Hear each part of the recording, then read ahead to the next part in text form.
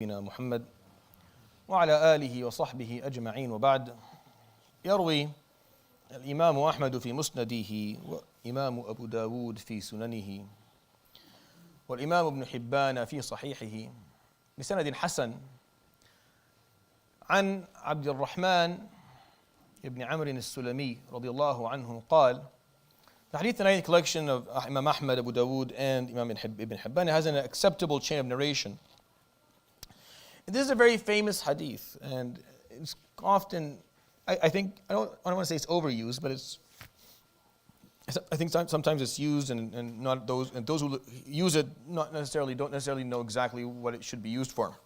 I'm going to try and shed light on the proper usage of it, even though I honestly think it's one of the hadith that cannot be comprehended in a 5-minute or 7-minute khatirah. But it's still within the theme of holding fast to the word of Allah subhanahu wa ta'ala. This is definitely one of those hadith that should be quoted whenever we talk about that concept.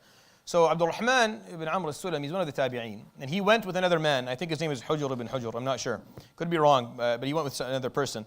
And they went, and this is what he said: قال أتينا العرباض ابن سارية رضي الله عنه وهو ممن نزلت فيهم وهو ممن نزل فيهم ولا على الذين إذا ما أتوك لتحملهم قلت لا أجد ما أحملكم عليه تولوا وأعينهم تفيض من الدمع حزنا ألا يجدوا ما ينفقون. He said, we came to one of the Sahabas named العرباض, and he's one of the people who the ayah in Surah Al-Tawbah was revealed addressing people like them. And the ayah says that there is no sabil, or there is no haraj, there's no accountability to someone who wanted to go with you, Ya Rasulullah, but didn't have the wealth, and they came to you asking for a loan so they can go with you, and you told them, I don't have any money to offer you, so they walked away and with tears in their eyes that they weren't going to be able to go with you, because they didn't own a camel, they didn't have armor, they didn't have a sword, and they didn't have money, but they were hoping someone would lend it to them, or give it to them, or gift it to them, or they can borrow it. So this ayah is talking about him, and that means he is someone who is, literally his good deed is documented in the book of Allah, so he has high status.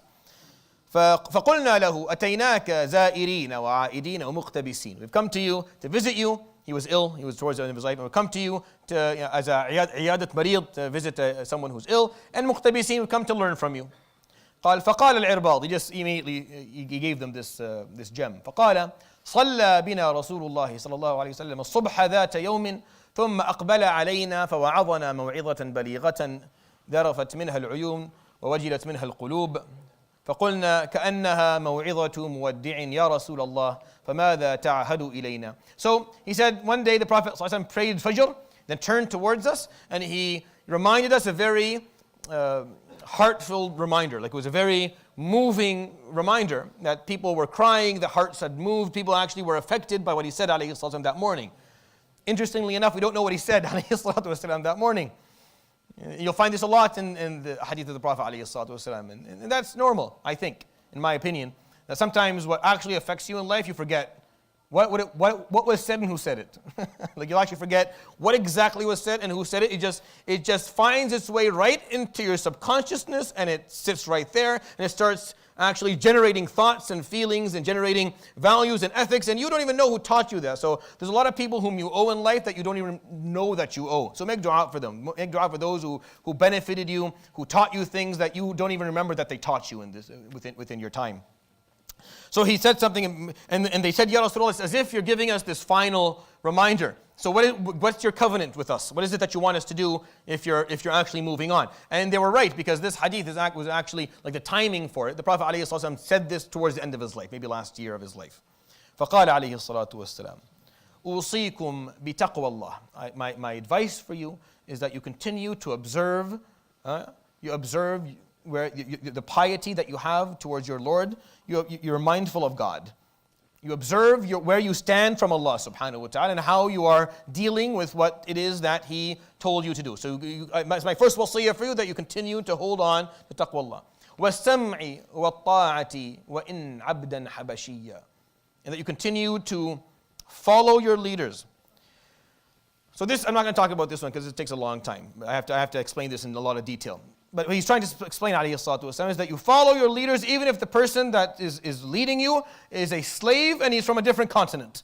Even if, because the Arabs found it very difficult to listen to anyone who was not from noble blood and had a lot of wealth. So that even if this is someone who comes from a different continent and he was a slave at one point, you still continue to obey and follow your leaders if that's what's uniting you. Because the jama'ah is ahead of the personal whims and desires and that need for superiority. وَإِنْ عَبْدًا حَبَشِيًّا. And then he said, عليه الصلاة والسلام, فَمَنْ يَعِشْ مِنْكُمْ بَعْدِي فَسَيَرَ اخْتِلَافًا كَثِيرًا. Those who live after I die are going to see a lot of controversy. The waves are going to be very, very difficult after I leave. Just the nature. It's not. Don't be upset by the fact that when he died, alayhi salatu wasalam, a lot of problems happened. Do you understand who died? Do you comprehend who died? Muhammad sallallahu alaihi wasallam died. There is no way for me to explain to you the gap he left. There's nothing I can compare it to. There's nothing to compare it to.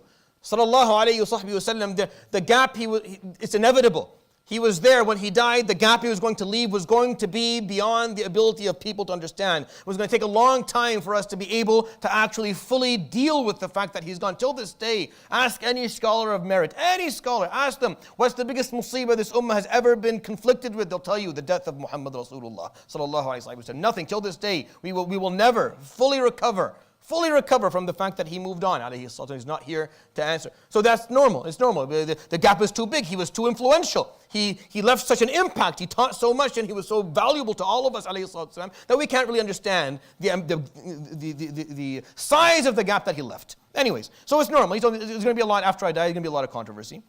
فَعَلَيْكُمْ بِسُنَّتِي. So hold on to my teachings, what I did. وَسُنَّةِ الْخُلَفَاءِ الرَّاشِدِينَ الْمَهْدِيِّينَ مِنْ بَعْدِي. And those who actually, my successors, who continue to follow my teachings. This doesn't necessarily even mean the political ones, even though they are. Even though Abu Bakr and Umar and Uthman and Ali are exactly those people. But this is not necessarily referring to the political leaders. It's referring to those who have inherited this knowledge and inherited this way of life and these teachings, who adhere to that book and the teachings of him, his teachings, alayhi salatu wasalam, adhere to it and continue to practice it. So those people continue to follow. عَضُّوا عَلَيْهَا بِالنَّوَاجِذِ. Bite down on them with your back teeth. Bite down. It's as if you have nothing else to hold on to this. Like if it were something physical and you had nothing else to hold on with, then hold on to it with your teeth. Like bite down on it if you have to. Whatever you need to do to hold on to it, because if you lose it, you'll never find your way again. And if you lose it, there's no going back again. So hold on to it with all your might, and if you have no arms and no legs, you bite down on it with your teeth. ثم قال عليه الصلاة والسلام وإياكم ومحدثات الأمور فكأن كل محدثة بدعة وكل بدعة ضلالة. This is where he said this عليه الصلاة والسلام. He said, be very aware and be very careful from things that are not what I taught. New things that were made up. Things, innovations that leave the essence of Islam. Something that Islam is not about. It does not serve the objective of Islam. It has no origin in Islam. It's not serving the purpose of the deen. Be aware of those things. Be aware of made up concepts. Something that has no merit in the deen and distracts people and takes them away far from what the Prophet ﷺ did and taught. Because everything that's being made up, is going to deviate. Bid'ah is something that deviates you. It's a deviation. It's a deviation. That's what it means. It's not an innovation. It's a deviation. They're different.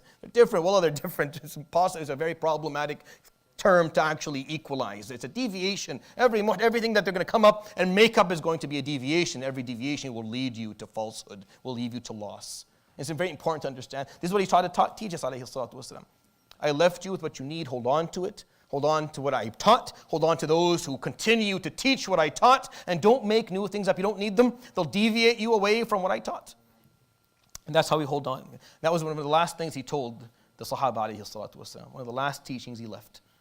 And it's something I think we should take some time and contemplate and reflect upon. I won't take more of your time for tonight. يروي الإمام أبو داود في سننه والإمام أحمد في مسنده والإمام ابن حبان في صحيحه بسند حسن عن عبد الرحمن بن عمرو السلمي قال أتينا العرباض بن سارية رضي الله عنه وهو ممن نزل فيهم قوله ولا على الذين إذا ما أتوك لتحملهم قلت لا أجد ما أحملكم عليه فقلنا له أتيناك زائرين وعائدين ومقتبسين فقال رضي الله عنه صلى بنا رسول الله صلى الله عليه وآله وسلم الصبح ذات يوم ثم أقبل علينا فوعظنا موعظة بليغة ذرفت منها العيون ووجلت منها القلوب، فقلنا كأنها موعظة مودع يا رسول الله. فقال فماذا تعهد إلينا؟ فقال صلى الله عليه وآله وصحبه وسلم أوصيكم بتقوى الله والسمع والطاعة وإن عبدا حبشيا، فإنه من يعش منكم بعدي فسيرى اختلافا كثيرا، فعليكم بسنتي وسنة الخلفاء الراشدين المهديين من بعدي، عضوا عليها بالنواجذ، وإياكم ومحدثات الأمور فإن كل محدثة بدعة وكل بدعة ضلالة. صدق رسول الله صلى الله عليه وآله وصحبه وسلم. سبحانك اللهم وبحمدك، أشهد أن لا إله إلا أنت، أستغفرك وأتوب إليك، وصلى الله وسلم وبارك على نبينا محمد.